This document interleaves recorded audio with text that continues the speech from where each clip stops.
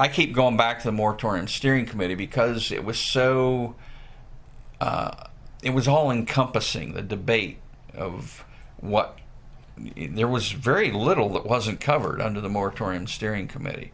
I'll never forget the first time I heard the term messers, when they were talking about the recreational commercial gear license came about because of messers.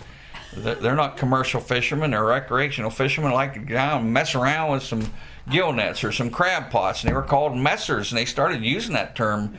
I mean, it wasn't derogatory. It was actually very educational to hear, and that's a category a lot of people are in. They don't like to hook and line fish for whatever reason. They want to eat some. They get a mess of fish. So was that important that the Fisheries Reform Act acknowledged that group of people? It was. Now, before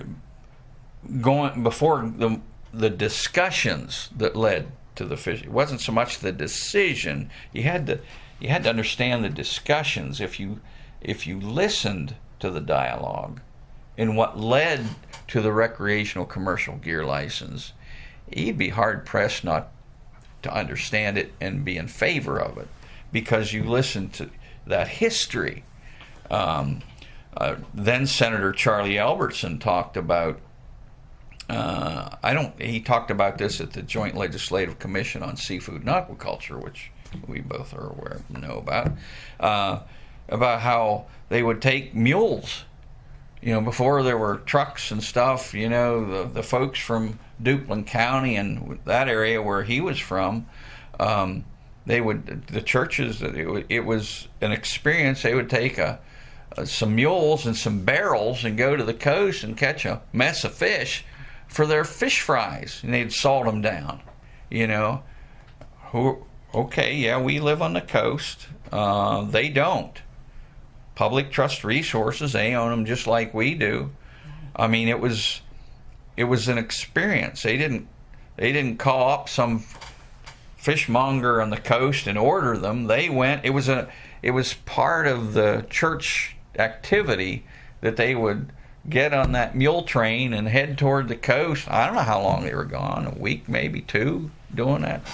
Yeah, when I heard that, all I could do was envision in my mind. I'll bet you there were some baptisms in the ocean over that one, immersions, and prayers, and it was from what Charlie said, it was quite an activity. But that's the advantage of remembering the discussions that came about through that moratorium steering committee, and the folks that are the late bloomers that are involved in fisheries management issues today don't have that benefit, and that's okay. But don't just ignore it. Try to learn what happened back in the mid-90s when we talked about these issues.